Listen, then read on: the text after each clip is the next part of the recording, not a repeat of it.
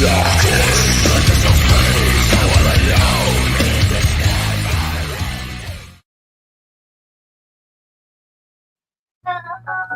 to Beard of Darkness Book Reviews. I'm excited tonight. We're both in the same time zone, so I can speak for both of us, I think. It's 8:30 where we're both at, so that's great. Well, 8:33. I'm in Pacific, so I'm at 5:30 where I'm at. Why did I think that? I don't know. It's been good. One of those days. The heat's getting to my mind. I get it. So Herman and I didn't do this on purpose. I'm going to see if I can get. I'm usually really good with last names because mine's really bad. Mine's Sorensen. Steuernagel. Oh, you've got the German pronunciation, but we anglicized it. So Steuernagel. My grandfather anglicized it. Steuernagel. That's right. Yeah. So at least I got one of them. Yeah, you're good. You're pretty close. Yeah.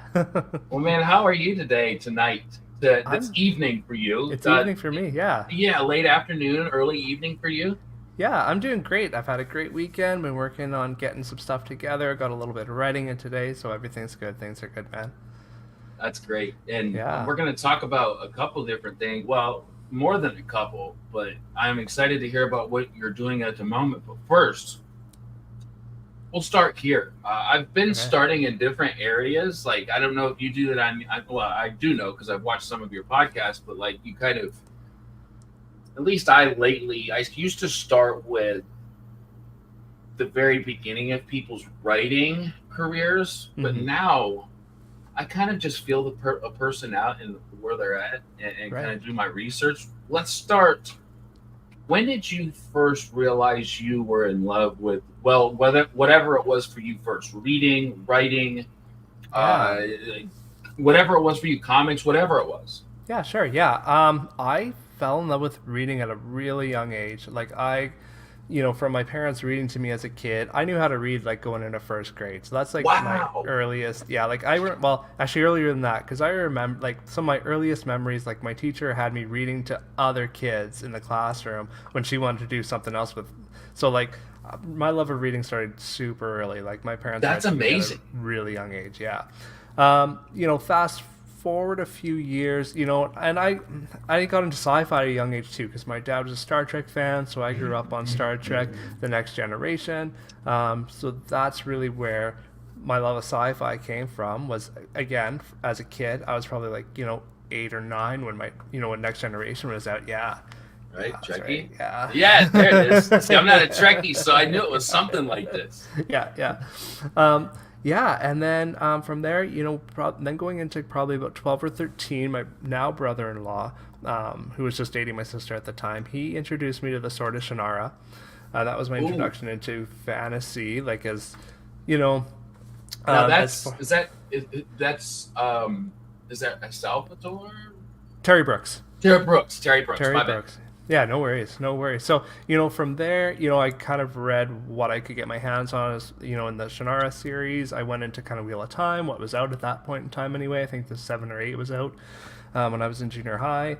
And that's kind of where my love of sci-fi and fantasy started. And kind of through all that, I was writing, in school and stuff like that, and I had fun with it. And then, but, I wrote stuff for myself through high school. Went to college for English, did a couple creative writing class, but it was mostly like literary stuff. I was going to be a teacher. That never happened. But so I did a lot of English courses, and then after university, I kind of just stopped because life gets in the way, other things take priority, and I didn't think it was ever going to happen. I didn't think this writing thing was ever going to happen. So we're talking about, this is 20 years ago now. So how come real quick, if I could stop you, we'll continue on that here in just a second. Why did you maybe think that stopped? Like, why do you think that wasn't going to happen?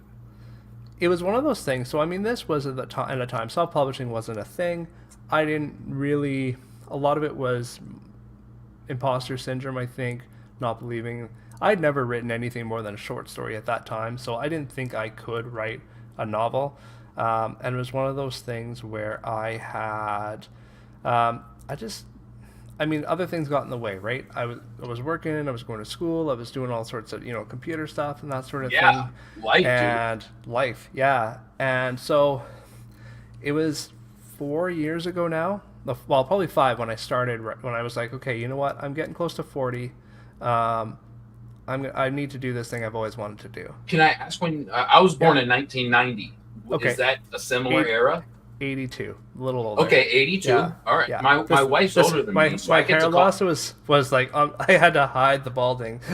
So, Bro, look, I was yeah. born in 90, but by the time I was 15, 16, like this was going if I would have been in the military, I'd had to salute like this. You know what I mean? Right. Yeah. Yeah. So yeah, man, I totally get it. And now my actually it was funny. I had a conversation with my 5-year-old today, and he's like, "Daddy, where's your hair?" He's asked me that a few times, and I'm like, "Well, Daddy did have hair, but I wasn't the kind. I don't know if you were, but I didn't do anything. Like I never. My dad always buzzed my hair. Okay. Like Yeah. he sat me in a chair. Was like, we're just gonna buzz it off, and I don't really miss my hair. I guess it's annoying that I have to shave it every other day or every day or so. Right. But it was just kind of a funny thing this morning, him bringing that up, man. That's funny. Yeah. Now, you said, did you lose yours at a younger age? Lose my hair? Yeah. No. I was, Lucky.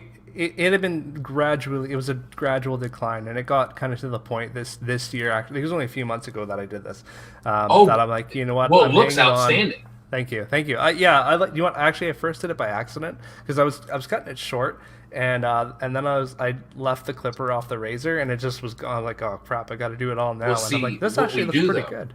Is like we make up for it. Yeah, you got to make face. up for the bottom. It is. You have an excellent beard, my friend. Thank you. Absolutely. I had it longer. You should have seen my COVID beard because it was like yours. It was probably the same. But now I've got white coming in at my beard, so I keep it short just to keep the white at bay a little bit. But, see, I keep telling my wife I'm going to go through and actually, for some reason, I like the gray in the beard. Maybe I don't like it here and there. But maybe when it's like Gandalf, how could you not look at Gandalf like that's wisdom beard? That's right.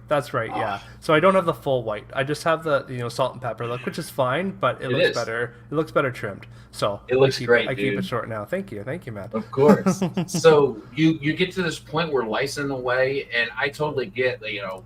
Me, this writing thing, I do want to write, but it was very much later in my life. I was not. My mom and dad didn't. They were great mom and dad, but it's like. Reading wasn't a huge part of something that they pushed me to do. Right. Yeah. It wasn't something. Now I played football, so I didn't really. I was a knucklehead, I guess. Okay. So I didn't grow up reading a lot, and then I hit 29. So I've been reading for 4 or 5 years now, and I've gained these aspirations. So I love those foundational stories. Like yours. So I know I interrupted you and kind of in the middle of it, but I love that inside because a lot of that's kind of intimate information. Feeling that imposter syndrome is, I think, something as humans we do in a lot of different areas in our life. So it's brave to talk about. So thank you for covering. Yeah, of course. And I always wonder, if I had started writing. I see some of these guys that are, the break-ins. Some of the break-ins are pretty young and that sort of thing. I always wonder what my writing career would have looked like if I started publishing in my 20s. Because man, it was awful. The stuff I had written then was awful.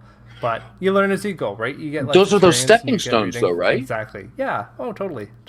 So, but yeah. So kind of. Right before 2020, actually. Look, we got a lot of people joining us today. That's awesome. Yeah, man. I like to throw them up as we're going, unless it's a question, and then I'll kind of save it for a moment. But yeah, as we're going, I'll throw up all the people who are here. Lovely people already. Yeah, I love it. Cool. Very cool. Yeah. So, 2019, I was running my own web design business at that time. Kind of had some issues with anxiety and that sort of thing, and I actually kind of had to give that up. Ended up working with a buddy of mine, kind of doing the same thing, but not running my own company anymore. So I had found myself a little bit more free time. Started running my origin story that I always tell. I started running with some buddies, with some other friends of mine, just to get out of the house and mental health and that sort of thing. Yeah. And they talked me into running a half marathon with them, which is something I Wow. never ever imagined to do. I was the kid that got picked last in gym, and I hated running. So how they convinced me to do this, I'll never know. I mean, I cycle, and bibliotheory, love it. What up, Aaron? And yeah, so they convinced me to run a half marathon. After I finished the half marathon, I had people coming up to me, congratulating me, saying, "Way to go, Herman! Way to That's cross huge, something, bro." Yeah, it's awesome." But they were saying, "Way to take something off your bucket list." And I was like, "Well, thank you, but it wasn't really on my bucket list. I just kind of did it because my friends hate me." But that got me to thinking, and a couple other things happened around that time, and I thought, maybe it's time for me to do something that was always on my bucket list, and that was write that book. So, dude, yeah. Oh, I love that. I really Yeah. do. I really enjoyed that. Oh my goodness, because what I hear, I hear your story, but what I hear here is I got to a point where I found inspiration through what my friends pushed me to do, and somebody brought something to my, I'm speaking as if I'm you. This is how I'm interpreting it. Somebody said something about a bucket list, and I'm just like, well, maybe this wasn't on my bucket list. I get the connection, but what is? Yeah. Let's take hold of. Mm-hmm. Yeah, because I put all this effort and energy into something that I just kind of did, right? Sure. And decided, let's do it. So that over the course of the next year, I wrote my first book. It took me almost exactly a year from start to finish, and December 2020, I put it out. That is so. Yeah. I know of this book, and I was doing some research, and I know that I'm not 100% in the know about the first book, at least from what I understand. Please help me understand. Yeah. When I look up on Amazon, this says book 2 in the greatest. This is book 1 of 2 in the greatest. This is book 1 of 2. We'll both hold them up, so you get. Yeah, dude. Dude, it's good. So, this comes out the 23rd, correct? Yeah, on Tuesday. Yeah. So, just so you guys know, I've come to be somewhat, I guess the word is privy to good formatting, not good formatting, good feel, good that floppy factor, good formatting again, and illustrations. Let me just say, this book feels, looks, and comes across. I mean, look at the formatting. I absolutely, and that's huge, man. That is so big.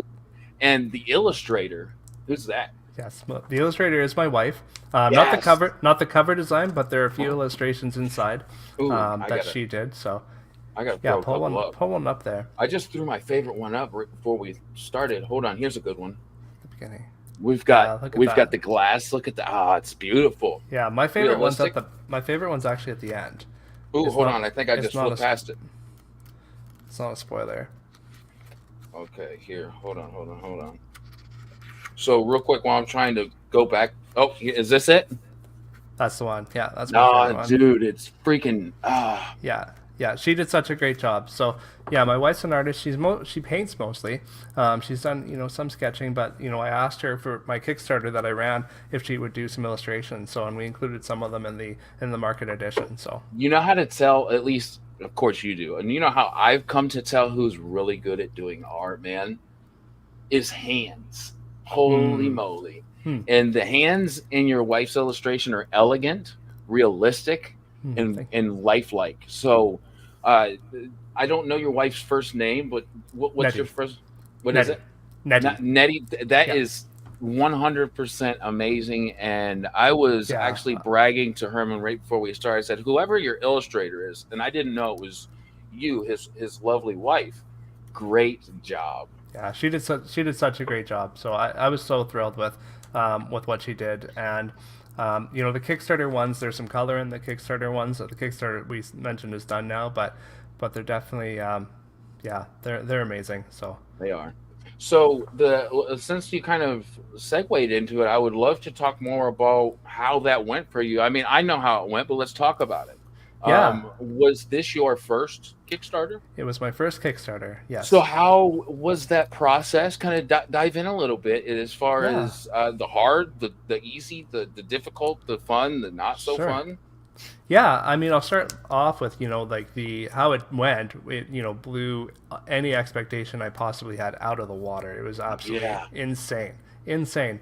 Um, but yeah, it's a lot of work. The thing that I didn't real I people had told me it was a lot of work, but I didn't know it was how much work that was before we started. We I was talking to Zach Diamante about this, and I'm like, I could have written another book with the amount of time it took me to put that Kickstarter campaign together, because like just getting all Jeez. the pictures done, getting all the write ups done, like there's just so much detail that has to be done and triple checked and reworked, and And it's a big yeah. thing, at least if I think about it. I the first Kickstarter I ever backed was Rob J. Hayes's God Eater, Okay. which Yeah.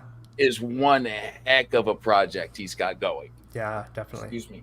And I really didn't understand as far as what an author had to do, um, outside of maybe the most obvious stuff, like write the book, of course. Right. But I mean, there's covers, and then you have so many people. If you have a successful Kickstarter, you have a lot of people who have given you, number one, assets, money, and then trust, because Kickstarter can go sideways. Right. So how was that experience, knowing that kind of that weights on your shoulder to um, produce, and to have those expectations be realistic as far as delivering that book, and uh, you Yeah. know, Yeah, right. I'm still in the process of fulfillment for the Kickstarter, so it's sure, not. I'm still in the midst of it. But so what I've done is really staggered the rewards, and I think that's helped me a lot, because I can't imagine trying to do everything at once. So I've got the digital rewards. I sent out the ebooks already last week so that they would get them before the market release. Um, so I've got the bravo. By digital the way, rewards. that's Thank you. awesome. Yeah, thanks. And yeah, and then the rest of the digital rewards are going out this month.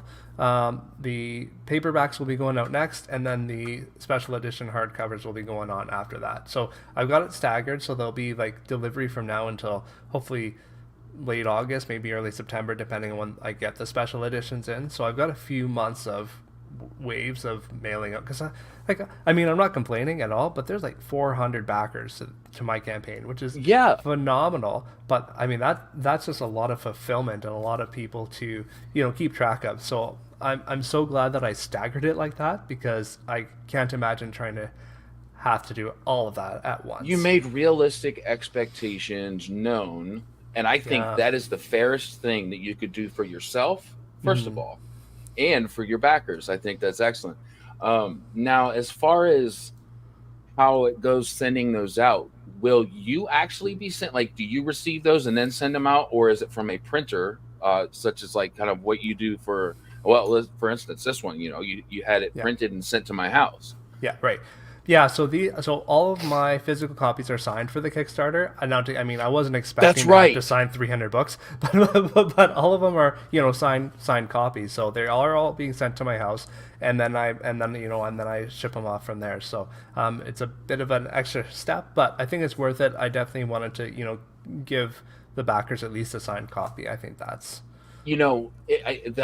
That's a wonderful point, because in my mind, if I knew that, but I wasn't thinking about, they are signed, and some authors some people do do the book the plates and stuff. yes, Yeah.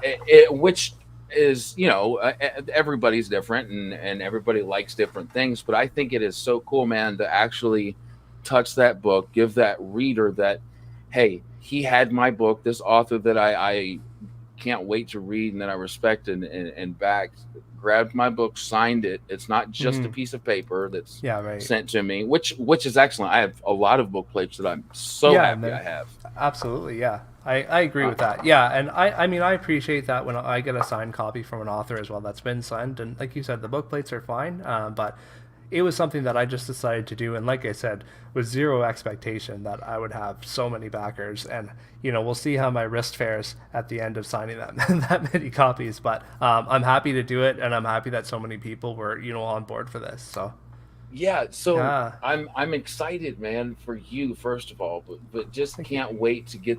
I love seeing those posts of people that you finally see a book get to a backer, and you get to say, "I see it out in the wild." That's got to Yeah, be an excellent moment. I can't wait to see that for you, man. absolutely. Yeah, I'm excited for it as well. So, Yeah. what was it? What was the inspiration for you to write a cozy fantasy? And not only that, maybe this one in particular. Was there something that really drove you to do that? Yeah, so like my previous books have all been kind of dystopian sci-fi books. I published two books. Well, I published three books last year, but the last two I published back to back, October, November. Okay. Um, and that was that was a mistake. I was so burnt out by the end of November that I was just like, I needed a break and I needed something else. A learning Um, process, though, right? yeah, You have yeah, that oh yeah, experience. yeah, exactly. Yeah. Um, so I wanted to. I kind of just took a step back and did some writing on another project I had. It's related to this. It's actually that book two of the one of two that I started working on Okay. first. Um, and at the time when I started that book, I didn't realize it was a cozy. I had a story in mind for a multiverse tavern, that sort of thing, and I started You're coming up. speaking to my Yeah. soul, my friend. Yeah, and it actually started out as a bit of an action adventure book, and as I was writing, I'm like, you know what? That no, this is not as high stakes. I need this to be low stakes. I needed the break, so it ended Yeah. up turning into like this cozy book, and this book was actually supposed to be the reader magnet for that book. That's where this book came. It was going to be a novella. Um, it was going to be about a third of the size as it is. And as I started writing it and getting to know the characters and getting to know what her backstory really was, it became this. It's still a short novel, but it became a novel. And I thought, But this it's 300 pages, darn it near. I is, mean, yeah. you're a few pages away from 300, which us fantasy or sci-fi lovers, we're used to at least 300 pages. Hmm. But let me just put this in perspective, at least how I get it from my wife. Like, she reads a lot of like murder mystery type. They're usually no longer than this. This is the longest Yeah. as they get, so it's not a short novel. But I get what you're saying. But Yeah. It's a I short. don't want to sell it short, man. That's a novel. Yeah, I get you. I get you. Yeah. So I thought this story really deserved its own release. It deserved its own Kickstarter. It deserved its own, um, you know, marketing push. And yeah, it's really turned into a lot more than I realized it would have been when I first started out writing it. So Why do you think I'm so, though? Do you think it's because you took it and said, "I'm going to feel good about what I'm doing. I'm going to take that weight off me, that pressure." What was it? Is it that? I think that's definitely a big part of it. I definitely let myself. I let the characters tell their story. There's a few characters in this book, and they really needed time on the page to grow and develop and to really flesh out. And so I really wanted to let that process kind of grow organically and take the time that I needed to it. I didn't want to rush anymore because I'd rushed into like publishing Chimera and Resurgence. Those were my last two books. Um, and yeah, I just wanted to give it the time it needed. What do you think was, other than maybe that, if there is anything else that was different from the weight that you felt like giving a October November release compared to how you feel about releasing this novel? Um, yeah, that's a great question. It's a the last two books were they kind of ended on a dark note. So this is something definitely was a lighter note. So the process was really just being able to have fun and being able to explore and um, embed a lot of things that I like Easter eggs and that sort of thing that I have in mind for future projects that I was able to incorporate I into love this as those. well. Yeah, yeah. So it was really just a different process in general as far as that goes. And yeah, That makes taking my total time. sense. Yeah, That makes it yeah. makes it, from the message I get from you, doing something that was quite stressful, which was still doing something you love, but not in a way Mhm. you necessarily felt 100% comfortable or at ease doing, was those two releases. Yeah. And and then kind of switching the style up and saying, you know what, I was going to do something a little higher stakes, but I'm following my writing, which is what I hear the most. And I'm sure you hear this all the time too when you talk to authors. Like, I started writing, at least this is what I hear. This is what I hear you saying, and a lot of people saying, like, I started spending time with these characters, and they took me somewhere I didn't expect it to go, but I trusted the process. I've done this a few times now, and I know what I didn't necessarily like, but now that I've trusted the process, I've went where my characters took me, I'm loving what the end product was much more than I did. Yeah, for sure. And and not to say that I didn't love my last two releases, like Chimera and Resurgence, I think are honestly two of my best books. I love them, but it's stressed, so what happened with those two books is it was supposed to be one. By the time I got kind of towards the end of it, I had 900 pages. And that's a lot for one book. Yeah, it's a lot for one book and a lot for a sequel to a book that was 300 pages, because book one in that series was 300. Didn't know that. Yeah, so I looked at this and I'm like, okay, either I have just the chonkiest second book ever, or I split it up. And I think literally, right? Yeah. So I looked at it and I'm like, okay, I can naturally break it, but I had to make some adjustments. So that pushed my timeline, and I already had pre-orders up. And in my head, when I put the pre-order up for book 3, I thought, oh, well, I have it written, so it'll be easy for me to just put it up right after. So you put too much pressure on yourself there. I put too much pressure on myself, yeah. So if I had put book 3 to, instead of November, put it to even January, it would have been totally fine. But I did it to myself. It was totally self-inflicted. But yeah, so that's not to say that I didn't enjoy the story, because I honestly do think the story is great. It just was such a rush and a mad push to get it out for that November date that I was like, I need to visit a different world for a little bit. So, as somebody who enjoys any dystopian, and I didn't know that I enjoyed sci-fi until here about 2 or 3 months ago, and I found out I really, really enjoy sci-fi. Nice. So, I've seen those books behind you for quite a few, months now, and to finally learn more about that. And I don't know about you, but I try to do that. If I know I'm going to talk with somebody, or I want to talk with somebody, I try not to spoil anything, at least not everything. Right. Yeah. So this will be the first novel I read of yours, but I'm very excited to, read Eclipse, Chimera, and what is it, Resurgence? Resurgence, yeah.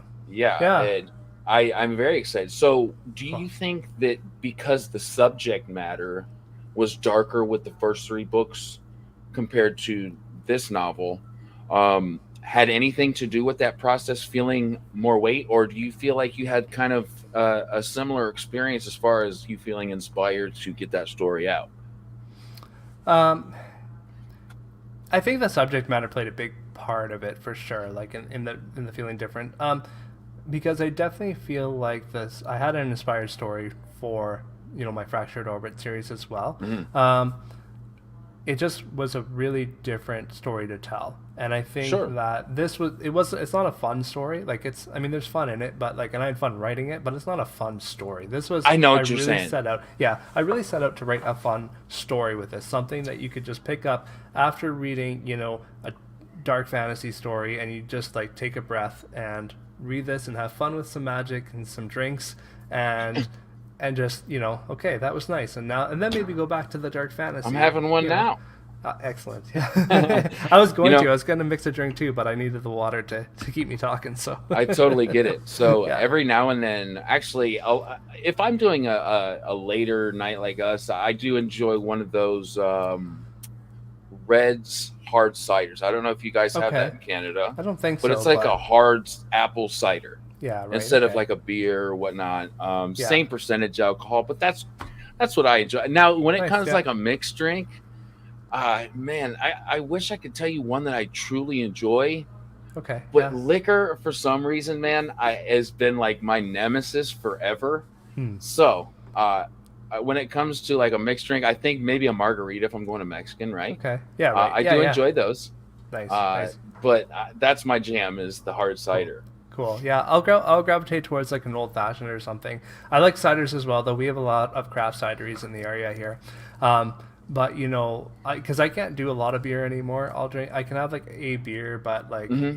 I don't know if it's What's just your drink of choice?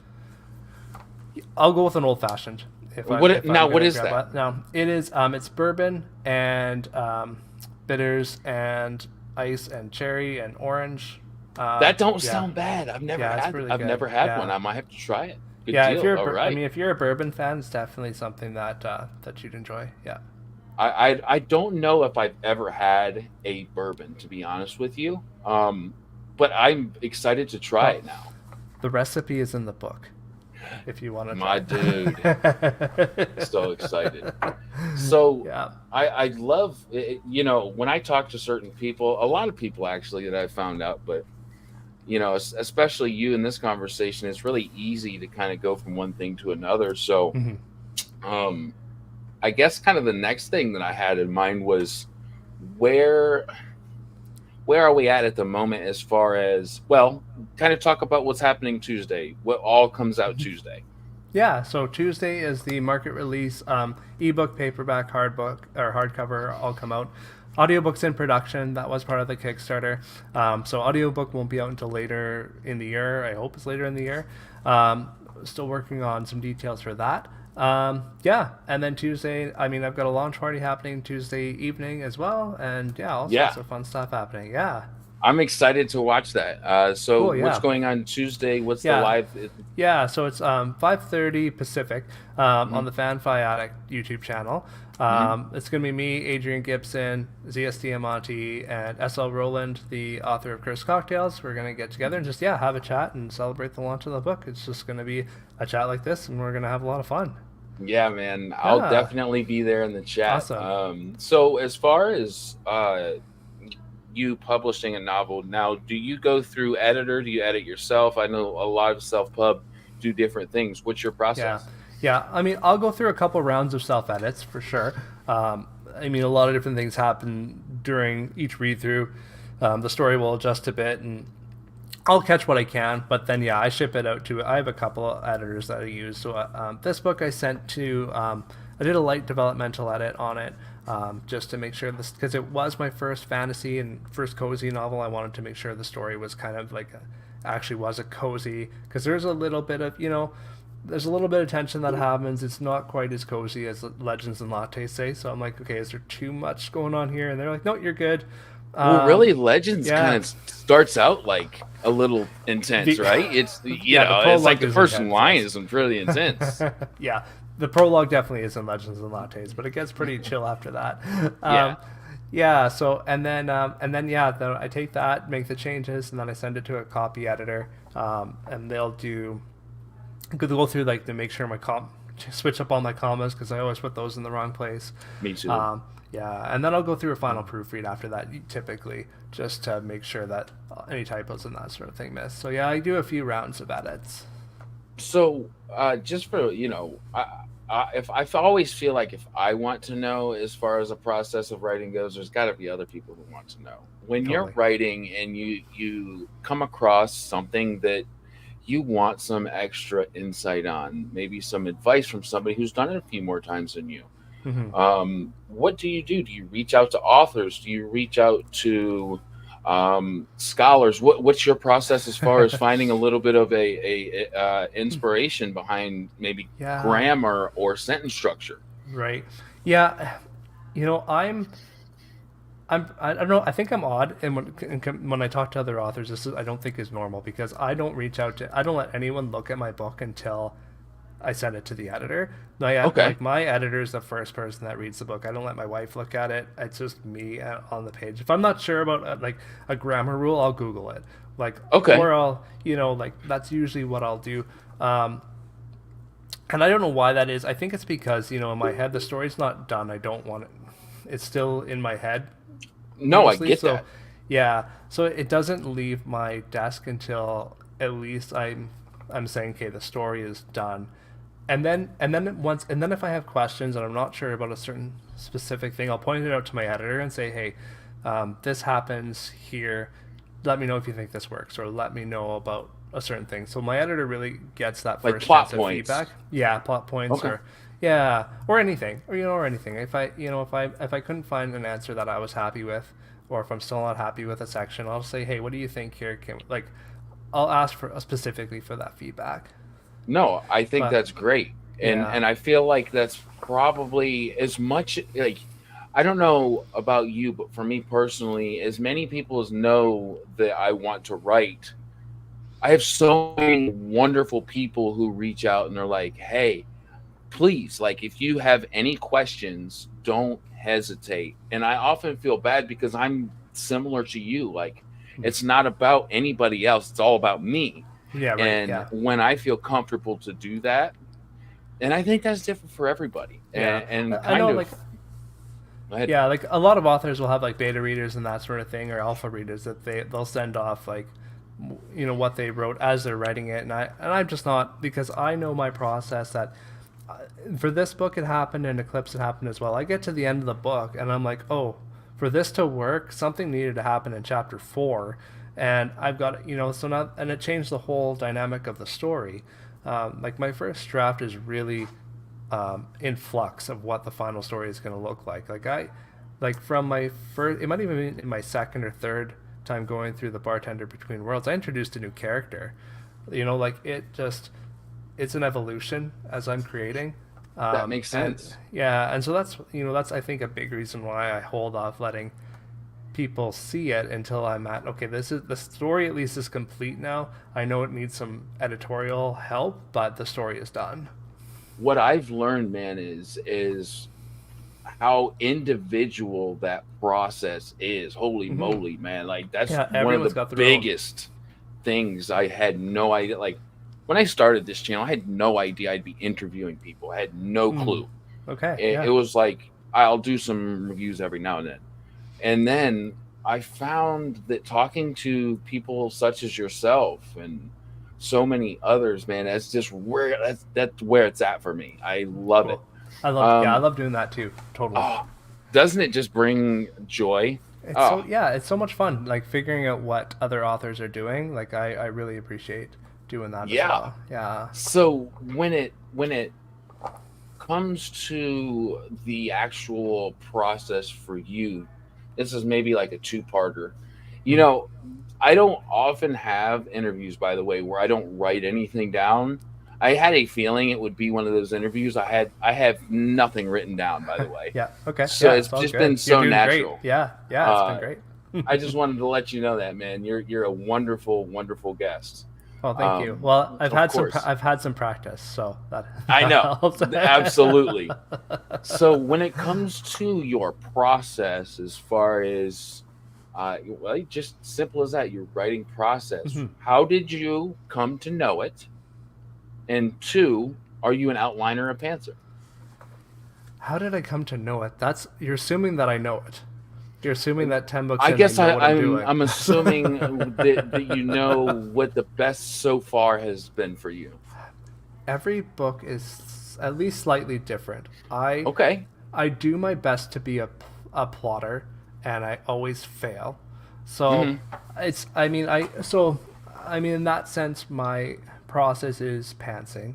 I do really try to have some basic structure, at least a few chapters ahead of where I'm at, so that because I do hate wasting time. I hate wasting words. My second book I threw out 40,000 words, and Oh man, I mean that's hard. I don't write that fast. Well, I mean I don't write that fast. I write, depending on the season and where things are at. So I mean I could be throwing out a couple months worth of writing there. I mean easily, and Yeah, that's tough when I mean you're that's but a it's lot of part of the heart. yeah, but it's part of the process and it needs to happen. But I do try to minimize that now as much as possible. So I try to plot at least as far as I can see, and some will get rewritten. That's inevitable. But at the end of the day, my characters seem to do what they want anyway. So no matter how much I decide to plan or structure the story, they kind of do their own thing, and I need to rein. I mean, I do rein it in somewhat, but like all of a sudden during the writing process, something will hit me, and I'll have an aha moment about the story that needs to be fulfilled that I hadn't realized when I was, working on my little outline. So I have to go back and rework things, and that's fun. I really do enjoy that part of the process. But when you said earlier that your story tends to evolve, I had an inkling that you try to mostly go along with the story as you write it, rather than stick to a solid concrete plan. Now, yeah, when I first tried, mind you, I have four very young children, 5, 3, 2, and 10 months. So yeah, I don't have a lot of time to try. But when right yeah. before the newest baby was born, I took an attempt at writing for a contest with my buddy E.L. Montague here, who is still a great wonderful inspiration to me, who's doing the damn thing. And I cannot wait for me to. I know that nobody ever really has the time to write. I get that. Like, you have Hey, to but you fit got that young, in there. you've got young kids, but man, that's I don't have kids, so that helps me have some time. But Sure. yeah, I totally get, like, I don't know how anybody with kids writes anything ever. Well, and it's like I think I'll have to eventually fit that in, at least at night, like after interviews, because I'm not stopping this. This is really what I enjoy, or early in the morning. But what I tried first was the pantsing, and kind of just writing what kind of come to me. I knew what my inspirations were. I didn't feel like I had to write them down. Hmm. I am not a pantser. I could not keep a story cohesive from one day to the next because I really didn't know where I stopped. Because by the time you have 40,000 words, it's really hard to kind of read everything and make sure everything's cohesive. So, where I Right. think I'm heading next with this next attempt is to have general plot points, maybe let's say 20 plot points, general plot points, kind of know Yep. where I'm heading, Hmm. uh, but allow myself that creative freedom in between those to Totally. head in that direction.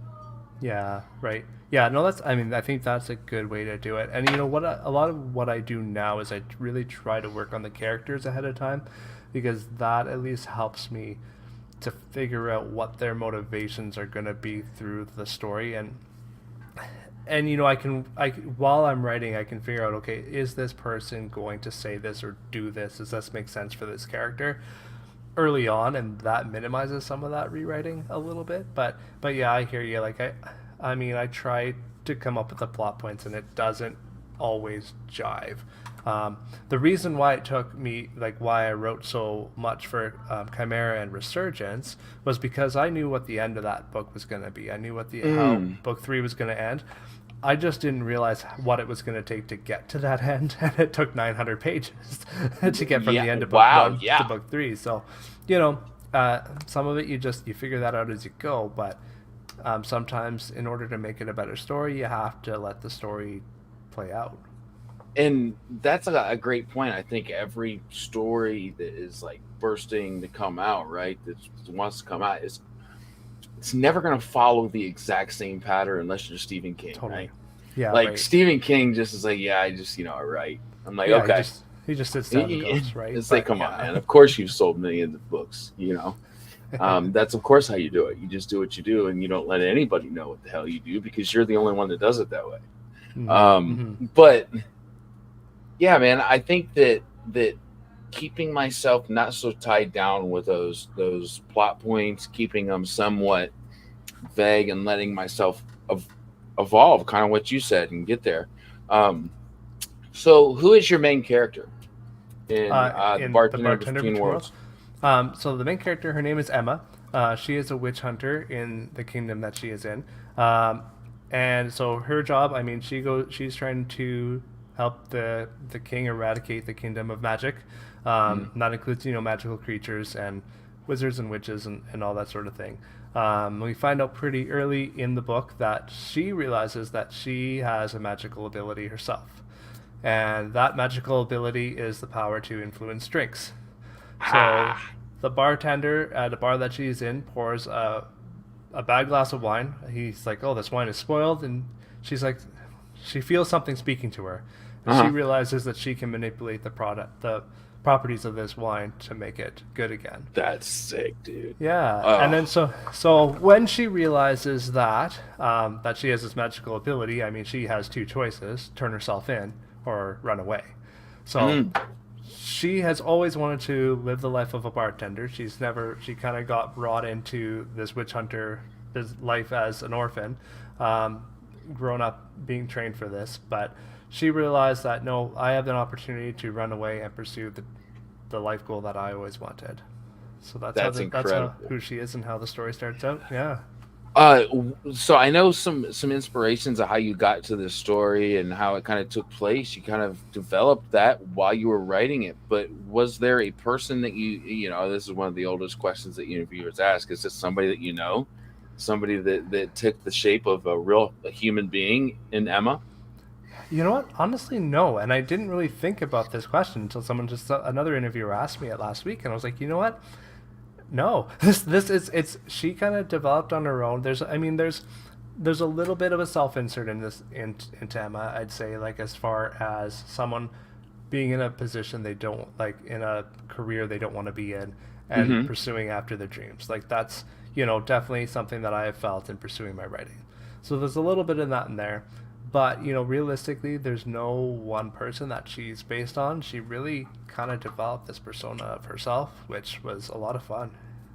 Yeah. So I think, so I guess kind of what I'm saying is I've heard authors say, yeah, you know, I took influence from a real person. I can see that character being very diverse in characteristics, quirks, what have you, but I can also see that person that you write, that character that you write, having their own life, creating them from really no inspiration, being so diverse as well. Like, I don't think there's a wrong answer, and kind of talking about it really opens my mind to possibilities, man. Right. Have you ever written a character that maybe influenced from real life? Yeah, I don't know if real life, but I do. Sometimes I'll have like an actor or like a TV show character in mind when I'm writing a person. That's a great idea. And you know, I do that for voice. I do that because I really want to. I want each character to sound like themselves. I don't want to have like, I think they call it monomouth, where every character sounds the same. So I do really try to have a specific voice in mind for a character, and sometimes that takes the place of an actor. Like I'll think, okay, this character is this actor. In Eclipse, I had a character that, I don't know if you're a Star Trek fan, like the Discovery. I know of Star Trek. Yeah, I'm not a huge fan of it, but gotcha. I do know of it. Yeah. So in Star Trek Discovery, there's a character, Michael Burnham. She's kind of the main character, and I thought, well, this character could be played by that actor. So, you know, just so I have a voice in mind as I'm writing the character, is sometimes I'll do that. Real life people, not really. I mean, there's probably characters that have inspirations from certain people that I know. Inevitably, right? Yeah, of course, right. Whether that's favorable or not, it depends on the character and the person, right? But yeah, sure. But yeah, like often, not really a real life person. That I think EL really likes that, and it makes sense. I've never heard that either, and that's great. It's awesome. I hadn't heard that. Yeah, I think a friend of mine, Jeff Elkins, he has a podcast called The Dialogue Doctor. He talks, and I'm sure that's where I got it from. That sounds gangster, dude. Yeah, check that one out, because he talks a lot about writing dialogue and how to do it. Speaking of dialogue, man, I always tell EL he does dialogue so well, man. Awesome. Speaking of which, they kind of just, I had to say that. The Dialogue Doctor. Look at that, man. That's an awesome name. Yeah. Yeah, it's a good one. So I've checked that out. So, well, I guess we've kind of reached this point. Where are you right now? What are you working on at the moment, and kind of what's coming up, man? What's to be seen in the future? Yeah, like right now, I feel like I've been doing a lot of admin stuff the last few weeks, so it's actually kind of frustrating for me, but that's Sure. okay. But I do. So I'm working on the next book in this series. They are standalone books, but I have another book in this multiverse that is coming With out Easter eggs. with Easter eggs. Yeah. So that the second book is called "The Greatest Pub in the Multiverse." So there's a tie in there to my podcast name.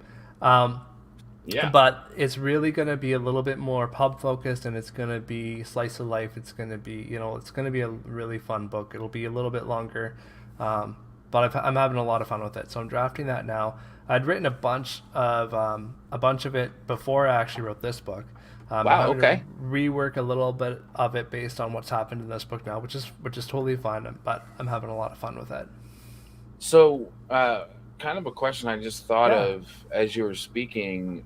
What program do you use to write? Do you just work? Are you a Word guy? Or are you something else? And how do you? I know that we all have files that we share or save, and we've got names and whatnot.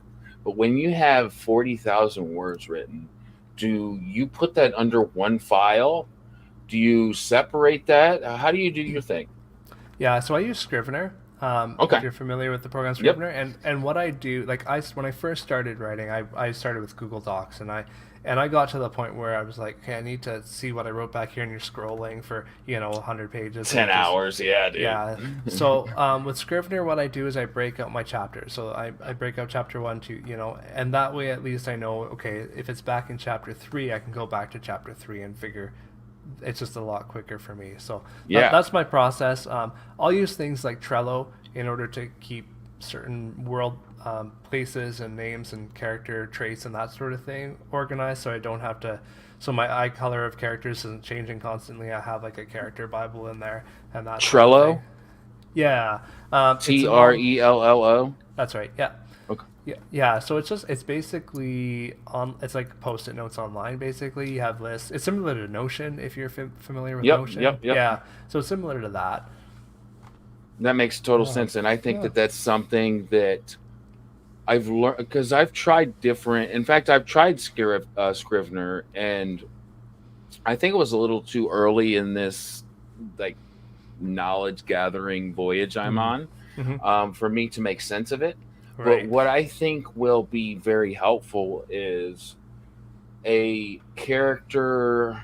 I've seen like the character as far as like what you're saying, color of their eyes, this and that, different quirks, their characteristics, their height, their weight, which I think will be very helpful. Yeah. I didn't know that when I first kind of checked it out. I was like, wow, this is a little too much. No, Right. it's really not. It's for me, and I think a lot of people too. Like, if I'm going to really make my characters stand out, they have to be different. Right. Or if they're somewhat the same, say they're brother and sister, they still have, me and my sister are very different, even though we come from the same parents. Yeah. So I think that there's part of that that's necessary for me. For So sure. I respect that. I love to hear that. And then also breaking up those chapters to where, because I love Word, but I think I love a program that's very similar to Word that I can break it up a little easier, but see it all cohesively on my screen. Yeah. I mean, it's probably worth checking out for that. It is. I mean, there's a lot Scrivener can do, and there's a lot more it can do than what I use it for. Like I was talking to SL Roland, like a couple of weeks ago, and he was telling me he uses it. He has one document for every book in the world that he's writing. Just one, and then because then he has his world notes below that he can bring in without having to switch documents. Which I mean, there's way more to it than I use it for. But that's the primary thing I do. Like break up the chapters. I need to go back and forth quickly so I can quickly find something. And you can hit Command F and try to find it, but sometimes that's not that easy either. So I'm even more lost hearing Command F. I have no idea what that does. That's your find. That's your find key. Yeah, your shortcut for find. Yeah. So you can kind of like see all the pages at once. You mean thing? Like you just search for if you want to search for a word, like say you want to search for a certain word that is in like, okay, I'm looking for this paragraph, and this word is like only in a few places you can find that word. Okay. Yeah. No, that makes sense, man. I think I'm really similar to the way that you do it, and the fact that I have to. What I also noticed is like, okay, let's say I named the chapter John, right? John, but there's 10 chapters named John. Yeah. I need to have that extra space that they do allow in a lot of different programs. It's like, okay, this is John, but below I can add notes to even further that quest as far as to find that specific spot in the story. Yeah. Right. I find that very, very helpful and something I think that I will use. So thank you for kind of diving into your own process, man. That's what I'm after. Yeah, definitely. Excited for what I'm going to read. Excited for what everybody else gets to read on Tuesday, starting Tuesday, man.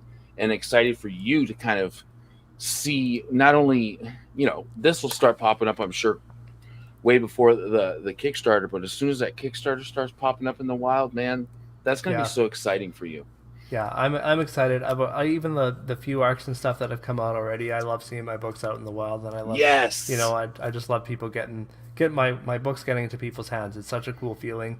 Even a few years in now, I'm still it's still exciting to me. So yeah, excited, and I think more than anything for me, and I know so many other people too that watch stuff like what we produce, is they're going to find that same inspiration through, the same things we do. Yeah. I hope so. It's inevitable, man. That's the goal, right? Yeah. Yeah. So I'm excited to dive into the Bartender Between Worlds. And when I'm done with that, excited to dive into some of your early work and check out some dystopian sci-fi, because look, I have just recently become a fan of sci-fi, but dystopian, ever since I've started reading, dystopian's where I'm at. Yeah. Yes. Yeah. It brings life, even the good parts. Mm-hmm. You realize through dark moments, the contrasts to those bright moments. And at least when I'm reading something a little bit of a darker moment, it's like, man, those bright moments for me that I can relate to that character, that moment, just shine. Totally. 100%. I agree. Man. Yeah. So I extremely excited. So, man, I just wanted to say, everybody, below in the description is the pre-order link for the Bartender Between. Yeah, of course. Yeah. The link to his YouTube page, which is the greatest podcast in the multiverse. Yeah. And go subscribe. I am, and he's doing wonderful stuff. And if you like watching my channel, you would absolutely like watching his channel. It's great. He does the same thing as I do. It's wonderful. And he's writing books, and that's a journey. So go and join the journey. Yeah. Thank you. I'm excited for you, man. And I can't wait for everything to keep going your way. And I'm there for the ride. I'm a fan. So thank you for hanging out with me. Hey, thank you so much for having me here. This has been great. Yeah, I can't believe we're at an hour already. This flew by. Isn't it nuts? Like nothing else, right? Yeah. I mean, like, if people are watching this somehow and haven't subscribed to your channel, definitely hit subscribe and below, because that helps you out so much. And you know what? We're both bald-headed, beautiful-looking sons of a bitches. Exactly. At the end of the day, look at that. Just subscribe. But man, so thank your wife for letting me borrow you for an hour, and of course, yeah. I can't wait to have you back on, man. Awesome. I'm always down to have you on yours, or have me on yours. So I would love to have you on. Absolutely. Amazing. Yeah.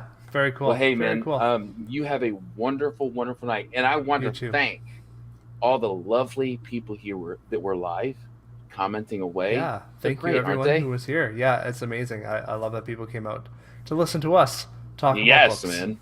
I knew people would be excited as I am. So thank you all for being here live. And when you catch it on replay, everybody watches on replay, comment below. Tell me what you like about the interview. Like, share, subscribe to both the channels. And we will see you very soon. Thank you again, Herman. Take care, everyone. You have a wonderful night. You too, man. Thank you. Mm-hmm.